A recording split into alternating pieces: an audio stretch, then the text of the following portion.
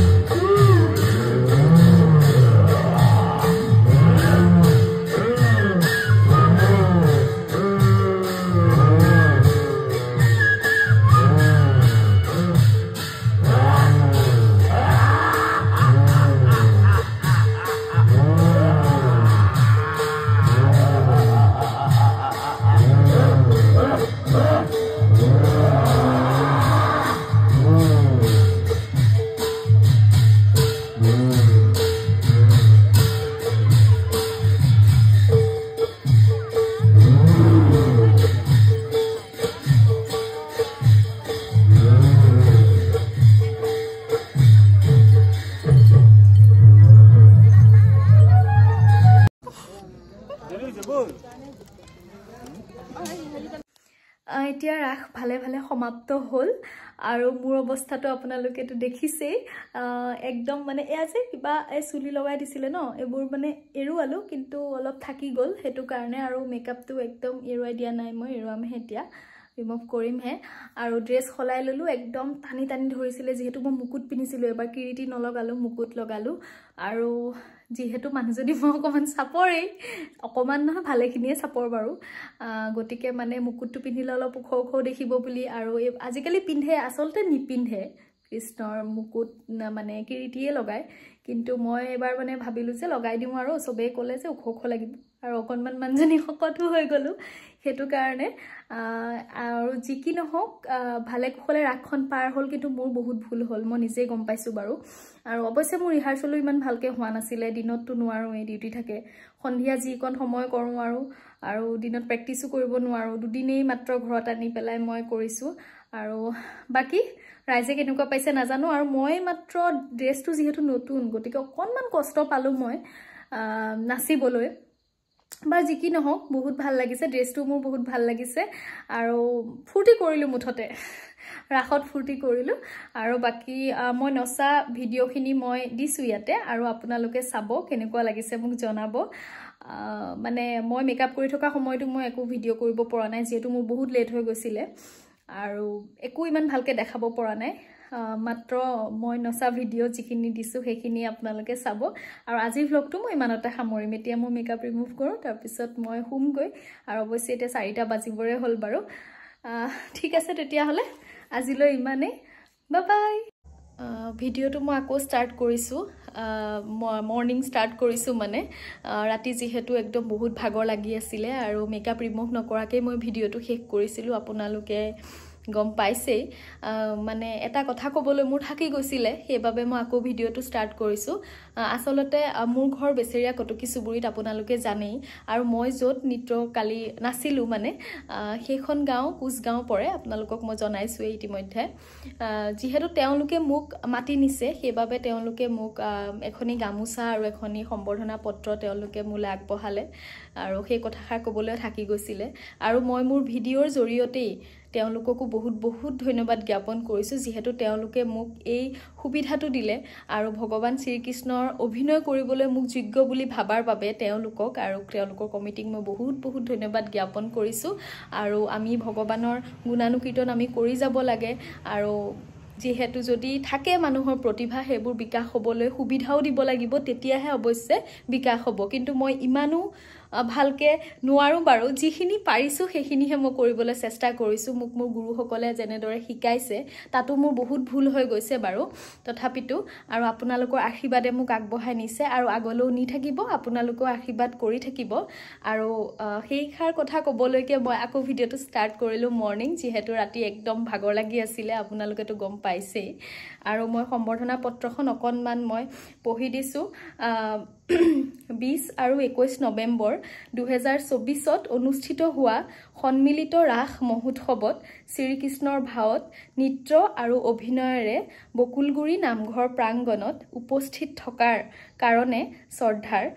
ৰিমজিম কটকীক কমিটিৰ হৈ ভৱিষ্যত জীৱনলৈ আন্তৰিক মৰম আৰু শুভকামনা জনাইছোঁ বহুত বহুত ধন্যবাদ আপোনালোকে মোক ইমানখিনি যোগ্য বুলি ভাবিলে আৰু আগলৈকো এনেদৰে যাতে অনুষ্ঠান আপোনালোকে কৰি যায়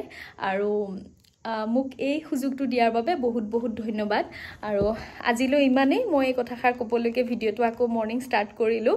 আৰু বাকী আপোনালোকেও মোক আশীৰ্বাদ কৰি যাব যাতে আগলৈও মই এনেকৈ কৰি যাব পাৰোঁ সিমানেই বাৰু ঠিক আছে তেতিয়াহ'লে আজিলৈ বিদায় মাগিলোঁ বাই বাই